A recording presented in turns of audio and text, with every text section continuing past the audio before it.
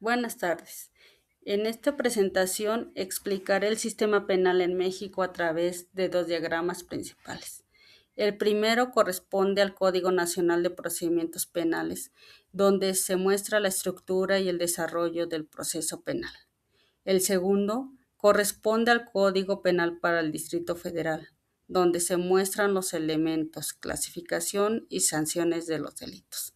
El objetivo es interpretar estos diagramas para comprender cómo funciona el sistema penal de manera integral. En la parte superior del diagrama se observan que el Código Nacional de Procedimientos Penales se divide en dos grandes bloques, que es libro primero y libro segundo. Este indica que el código tiene una estructura dual, que son los fundamentos y el desarrollo. Si observamos el diagrama, encontramos el libro primero. Aquí se agrupan los elementos que establecen las reglas del proceso penal. Cada bloque representa disposiciones generales, que es el inicio del sistema, principios, que es la base del proceso, la competencia, que es quien juzga, actos procesales, es cómo se actúa, los sujetos son quien participan y las medidas cautelares es el control del proceso. El orden en el diagrama no es casual, muestra una lógica y primero se establecen reglas, luego participantes. Y al final, mecanismos de control. Libro segundo. En este diagrama se observa el desarrollo del proceso penal. Las flechas nos indican la secuencia de él. En ello observamos soluciones alternas, que es la salida temprana, la investigación, el inicio real. La audiencia inicial es el control judicial. Etapa intermedia es la preparación. El juicio oral es la confrontación y por último la sentencia, que es el resultado final. En el diagrama permite ver que el proceso es progresivo, es decir, cada etapa depende de la anterior. Los objetivos los encontramos en el Código Nacional de Procedimientos Penales. Estos no están puestos al azar, sino como finalidad del sistema. Esto significa que todo proceso busca esclarecer los hechos, proteger al inocente y evitar impunidad y garantizar justicia.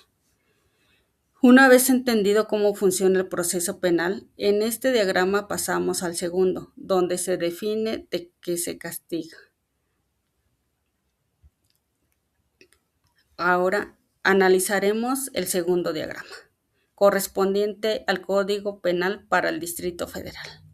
A diferencia del anterior, este no muestra un proceso, sino una estructura normativa, es decir, no vemos etapas, sino la forma en que se organizan los delitos, sus elementos y sus sanciones.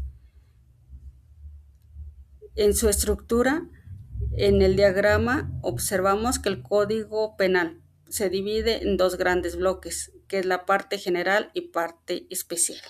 Esta división es fundamental en el derecho penal. En el diagrama está organizado de lo general a lo particular. Primero explica qué es un delito, después clasifica los delitos y finalmente muestra las sanciones. En esta sección del diagrama representan los elementos del delito. El diagrama nos muestra que el delito no es solo una acción, sino una estructura jurídica. Elementos del delito. Para que exista un delito deben cumplirse 4 elementos, que en el diagrama aparecen organizados como una secuencia lógica. ¿Qué es la conducta?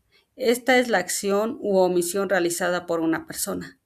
La segunda es la tipicidad, que significa que esa conducta encaja en lo que la ley describe como delito. Tercera, antijuricidad.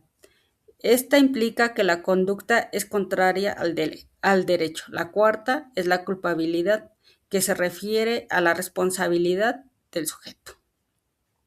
En el diagrama permite entender que estos elementos no son aislados, sino que dependen del uno al del otro. Si falta uno, no existe delito. También se observan conceptos como tentativa, participación y responsabilidad penal. Estos complementan la estructura del delito. la parte especial. En esta parte del diagrama se representan los delitos específicos. En el diagrama los agrupa según el bien jurídico protegido. Delitos contra la vida, que es el homicidio. Delitos contra el patrimonio, robo. Delitos contra la libertad, secuestro. Esto permite entender que el derecho penal protege distintos aspectos de la vida social.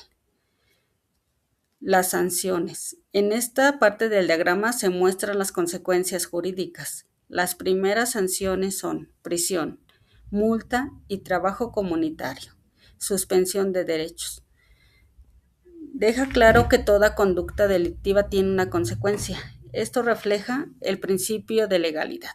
No hay delito sin pena. Si analizamos el diagrama completo, podemos ver una lógica clara. Primero se define el delito, después se clasifica y finalmente se sanciona. Esto muestra cómo el Código Penal estructura el sistema de justicia desde el punto de vista sustantivo. Y como conclusión, este diagrama permite comprender que el Código Penal no solo enumera delitos, sino que construye una nueva estructura lógica para definir, clasificar y sancionar las conductas delictivas. Su correcta interpretación es fundamental para entender qué se castiga dentro del sistema penal. En conjunto con el Código Nacional de Procedimientos Penales, permite tener una visión completa del funcionamiento de la justicia penal en México. En conclusión, el análisis de ambos diagramas permite comprender de manera integral el funcionamiento del sistema penal en México. Por un lado, el Código Nacional de Procedimientos Penales muestra a través de su estructura y flujo cómo se desarrolla el proceso penal, estableciendo cada una de sus etapas, los sujetos que intervienen y las reglas que garantizan un juicio justo.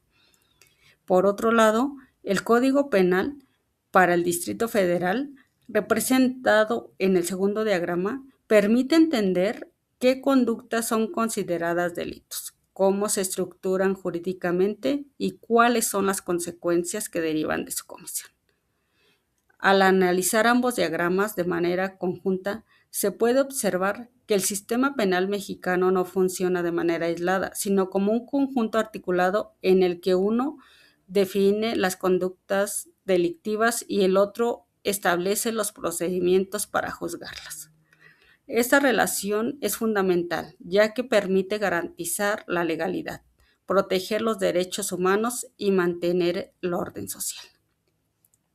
Finalmente, el uso de diagramas facilita la comprensión de estos ordenamientos al permitir visualizar no solo los conceptos, sino también las relaciones entre ellos, lo que contribuye a un entendimiento más claro, estructurado y completo del sistema penal mexicano. Muchas gracias por su atención.